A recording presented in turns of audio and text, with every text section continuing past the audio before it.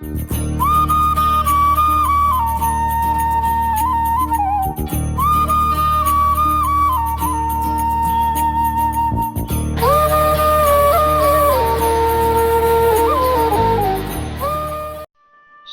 गणेशाय नमः। श्री कृष्ण कन्हैया लाल की जय। बोलिए श्री गुरुदेव भगवान की जय। वैशाख मास महात्म व्रत कथा 16वां अध्याय। राजा कीर्तिमान और यमराज का युद्ध। ब्राह्मण श्रुतदेव शर्मा बोले, हे राजा श्रुतकीर्ति, इस प्रकार राजा कीर्तिमान ने विचार किया कि यदि मेरा संपूर्ण राज्य धर्म का कार्य करेगा तो संपूर्ण राज्य सुखी और समृद्ध होगा। यह सोचकर राजा कीर्तिमान ने संपूर्ण राज्य में सूचना देकर आज्ञा दे दी कि कल से जो भी स्त्री, पुरुष, बालक या बुजुर्ग जो भी राज्य के निवासी है, उन्हें वैशाख मास के धर्म, स्नान, दान, पुण्य, व्रत आदि करना प्रारंभ करें। प्रातःकाल सूर्योदय से पूर्व नदी में जाकर स्नान करें और अपने सामर्थ्य अनुसार दान, पुण्य, व्रत आदि करें। और जो भी राजा की इस आज्ञा का उल्लंघन करेगा, फिर वह चाहे कोई भी हो, पुत्र, भार्या, इष्ट मित्र, सगा संबंधी कोई भी हो, राजा उसे चोर के समान अपराधी समझ के दंड देंगे। राजा की आज्ञा मानकर राज्य के लोगों ने नित्य प्रातःकाल नदी में स्नान करना, यथाशक्ति योग्य ब्राह्मण, साधु संतों, गरीबों को दान करना, जगह जगह पर प्याऊ लगवाना तथा अन्य वैशाख मास के धर्म जो सभी शुभ कर्म करने आरंभ कर दिए। प्रत्येक गांव में एक उपदेश करने वाला विद्वान ब्राह्मण, साधु संत नियुक्त किया गया तथा 5 गांव पर एक अधिकारी भी नियुक्त किया गया। इस प्रकार राजा कीर्तिमान के शासन में यह धर्म रूपी वृक्ष सारे देश में भली प्रकार फैल गया। इस प्रकार राज्य में जो भी पापी जीव मर जाते थे, वे यमपुरी नहीं जाते थे, वे सभी स्वर्गलोक में चले जाते थे। वैशाख मास में स्नान, दान, पुण्य, व्रत करके जो भी जीव अपनी देह त्यागता था, वे सभी बंधनों से मुक्त होकर भगवान के वैकुंठ धाम को पाता था। इस प्रकार राजा कीर्तिमान ने यम के सब लेखों को मिटा दिया।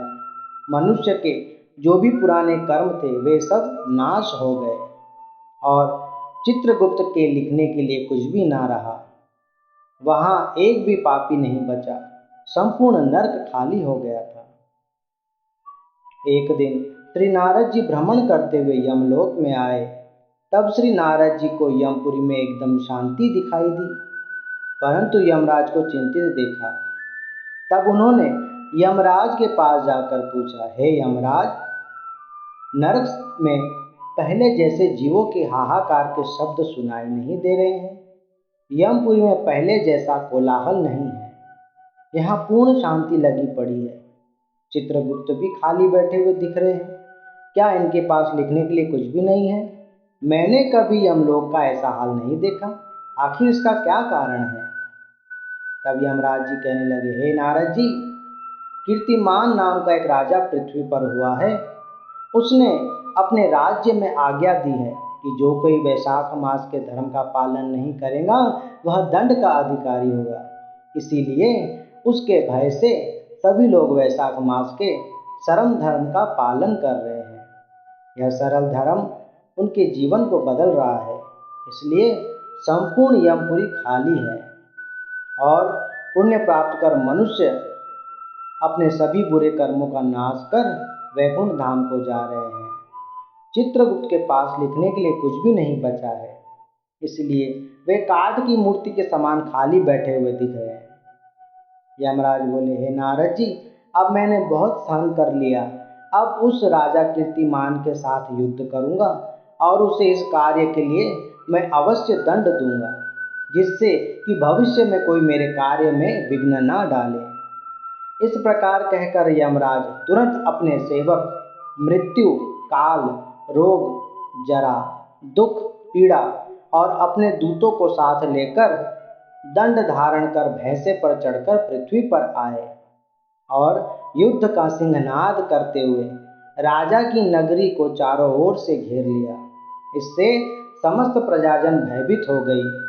राजा ने सुना कि यमराज ने संपूर्ण नगर को चारों ओर से घेर लिया है और अपनी सेना सहित युद्ध करने के लिए आए हैं।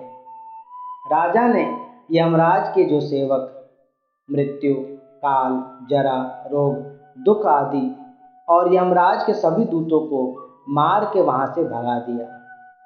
यह देखकर यमराज स्वयं युद्ध करने के लिए राजा कीर्तिमान के सामने आए।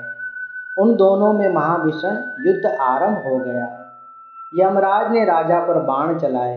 राजा ने उन बाणों को अपने धनुष से काट दिया। फिर यमराज तलवार और ढाल लेकर राजा को मारने के लिए जोर से झपटे। तब राजा ने उनकी ढाल और तलवार भी काट दी। इससे यमराज अत्यंत क्रोधित हो उठे और उन्होंने ब्रह्मास्त्र अभिमंत्रित कर राजा कीर्तिमान के ऊपर छोड़ दिया और उस समय बड़ा हाहाकार मच गया। तब कीर्तिमान ने भगवान की शरण ली और उस समय अपने परम प्रिय भक्त राजा कीर्तिमान पर विपदा आई देखकर भगवान श्री विष्णु ने अपने प्रिय भक्त की रक्षा करने के लिए सुदर्शन चक्र छोड़ा, जो युद्ध स्थल में आया और ब्रह्मास्त्र के टुकड़े टुकड़े कर दिए। फिर यमराज को मारने लगा।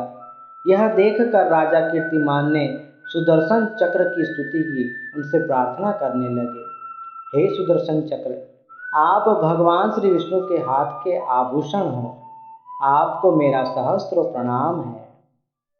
भगवान आपको संपूर्ण जगत की रक्षा के लिए धारण करते हैं, क्योंकि देवताओं को जो कष्ट देते हैं अथवा भगवान के प्रिय भक्तों को जो कष्ट देते हैं, आप उनके काल हो। हे जगतपति भगवान श्री विष्णु, कृपा करिए और यमराज की रक्षा करिए। यह सुनकर सुदर्शन चक्र ने यमराज को जीवन दान दिया और वापस वैकुंठ धाम चले गए। यह आश्चर्य देखकर यमराज उदास, चिंतित और दुखी हो गए कि जो सभी मनुष्य के प्राण लेने वाले यमराज है, आज एक मनुष्य के कारण ही उनके प्राण बचे हैं। एक मनुष्य ने उनकी रक्षा की। यह सोच सोच कर वे अत्यंत दुखी और परेशान होते ब्रह्मलोक में ब्रह्मा जी के पास चले जाते हैं। वैशाख मास महात्म राजा कीर्तिमान और यमराज के युद्ध बाबत 16वां अध्याय समाप्त।